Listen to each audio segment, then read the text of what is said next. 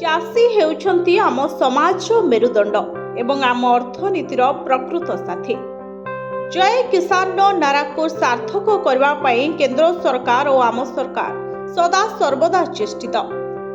ଚାଷୀମାନଙ୍କର ଉନ୍ନତି ବିନା ଦେଶ କିମ୍ବା ରାଜ୍ୟର ବିକାଶ ଅସମ୍ଭବ ବୋଲି ମୁଖ୍ୟମନ୍ତ୍ରୀ ମୋହନ ଚରଣ ମାଝୀ 22ତମ ପିଏମ୍ କିଷାନ ଉତ୍ସବ ଦିବସରେ କୃଷକ ସମ୍ମାନ ନିଧି ପ୍ରଦାନ କାର୍ଯ୍ୟକ୍ରମ ଅବସରରେ ଓୟୁଟି ସ୍ଥିତ କୃଷି ଶିକ୍ଷା ସଦନଠାରେ କୃଷକମାନଙ୍କୁ ଉଦ୍ବୋଧନ ଦେଇ କହିଛନ୍ତି।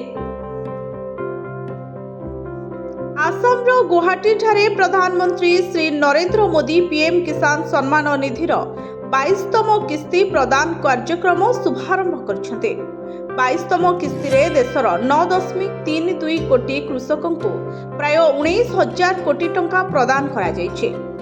ଏହି କାର୍ଯ୍ୟକ୍ରମ ସବୁ ରାଜ୍ୟର ଜିଲ୍ଲା, ବ୍ଲକ, ପଞ୍ଚାୟତ, ପ୍ୟାକ୍ସ ଓ ମଣ୍ଡିରେ ଆୟୋଜନ କରାଯାଇଛି। ପ୍ରଧାନମନ୍ତ୍ରୀ ଏହି ଅବସରରେ ଦେଶର କୃଷକମାନଙ୍କୁ ଉଦ୍ବୋଧନ ଦେଇଛନ୍ତି। ରାଜ୍ୟସ୍ତରୀୟ କାର୍ଯ୍ୟକ୍ରମରେ ମୁଖ୍ୟମନ୍ତ୍ରୀ ଉପସ୍ଥିତ କୃଷକମାନଙ୍କୁ ଉଦ୍ବୋଧନ ଦେଇ କହିଥିଲେ ଯେ ପିଏମ୍ କିଷାନ ଯୋଜନା ଚାଷୀଙ୍କୁ ବିହନ, ସାର ଏବଂ ଅନ୍ୟାନ୍ୟ କୃଷି ଉପକରଣ କିଣିବାରେ ସାହାଯ୍ୟ କରୁଛି।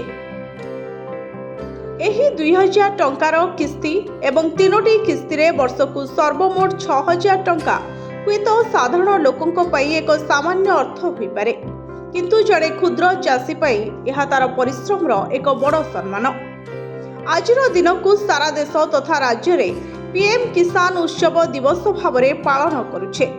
ଏଥିସହିତ ଏହାକୁ ରାଜ୍ୟର ସମସ୍ତ ଜିଲ୍ଲା, ବ୍ଲକ, ପଞ୍ଚାୟତ, ପ୍ୟାକ୍ସ ଓ ମଣ୍ଡିରେ ମଧ୍ୟ ପାଳନ କରାଯାଉଛି। ଏହି ଅବସରରେ କୃଷକମାନଙ୍କ ମଧ୍ୟରେ ଏହି ଯୋଜନାରେ ଅନ୍ତର୍ଭୁକ୍ତ ହେବା ପାଇଁ ଆବଶ୍ୟକୀୟ ଯୋଗ୍ୟତା ମାନଦଣ୍ଡ ବିଷୟରେ ମଧ୍ୟ ସଚେତନତା ସୃଷ୍ଟି କରାଯାଉଛି।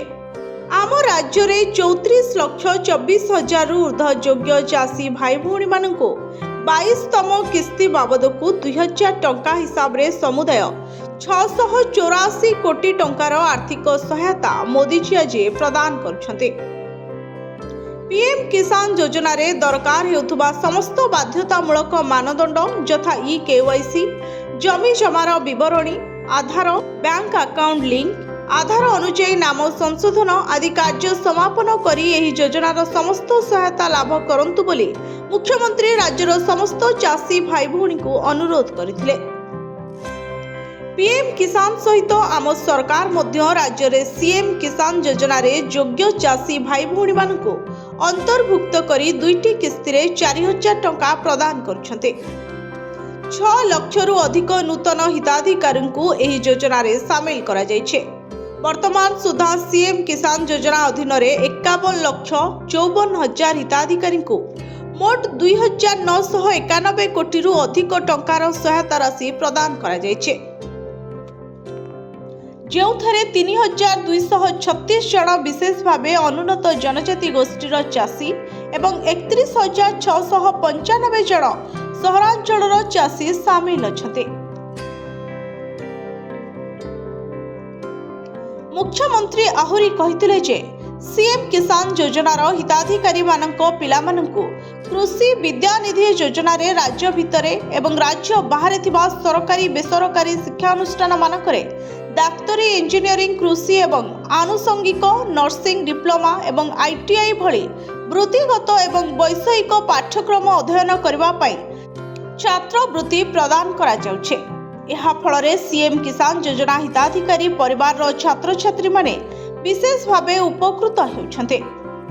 2024-25 ଶିକ୍ଷାବର୍ଷରେ 13,923 ଜଣ ଛାତ୍ରଛାତ୍ରୀ କୃଷି ବିଦ୍ୟାନିଧି ଯୋଜନା ଅଧୀନରେ 53.67 କୋଟି ଟଙ୍କାର ଛାତ୍ରବୃତ୍ତି ସହାୟତା ପାଇଛନ୍ତି, ଯାହା ପୂର୍ବ ବର୍ଷ ତୁଳନାରେ 5 ଗୁଣ ଅଧିକ ଥିଲା।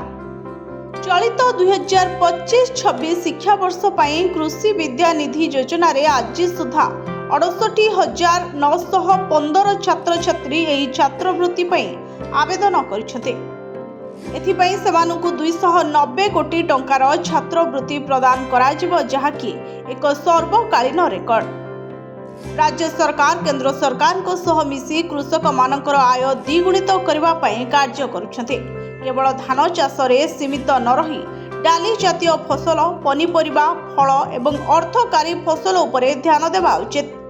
ଓଡ଼ିଶାର ମାଟି ଅତ୍ୟନ୍ତ ଉର୍ବର ଏବଂ ଏହାର ସଦୁପଯୋଗ କରି ଆମେ କୃଷି ରପ୍ତାନି କ୍ଷେତ୍ରରେ ଏକ ଅଗ୍ରଣୀ ରାଜ୍ୟ ହୋଇପାରିବା। ଆଜିର ଦିନରେ କୃଷକ ଭାଇ ଓ ଭଉଣୀମାନଙ୍କୁ ଅନୁରୋଧ, ସେମାନେ କ୍ରପ୍ ଡାଇଭର୍ସିଫିକେସନ ଉପରେ ଧ୍ୟାନ ଦିଅନ୍ତୁ। ଓଡ଼ିଶା କୃଷି କ୍ଷେତ୍ରରେ ପ୍ରଶଂସନୀୟ ଅଗ୍ରଗତି କରିଥିଲେ ହେଁ ଆମକୁ ଆଗକୁ ଆସୁଥିବା ଆହ୍ୱାନଗୁଡ଼ିକ ପ୍ରତି ସଚେତନ ହେବାକୁ ହେବ। ଜଳବାୟୁ ପରିବର୍ତ୍ତନ, ଅନିୟମିତ ପାଣିପାଗ, ଜଳାଭାବ ଏବଂ ମୃତ୍ତିକା କ୍ଷୟ ଆମ କୃଷି ପାଇଁ ଗମ୍ଭୀର ବିପଦ ସୃଷ୍ଟି କରୁଛି। କୃଷି ବିଶେଷଜ୍ଞମାନଙ୍କ ମତରେ କୃଷି କ୍ଷେତ୍ରରେ ନବସୃଜନ, ଜଳବାୟୁ ସହନଶୀଳ ପଦ୍ଧତି, ଡିଜିଟାଲ ସମାଧାନ ଏବଂ ଗୋଷ୍ଠୀ ଭିତ୍ତିକ ଆଭିମୁଖ୍ୟ ହିଁ ଆମକୁ ଏକ ସ୍ଥାୟୀ ଖାଦ୍ୟ ପ୍ରଣାଳୀ ଆଡ଼କୁ ନେଇଯିବ ବୋଲି ମୁଖ୍ୟମନ୍ତ୍ରୀ କହିଥିଲେ। Bureau report, Odisha first.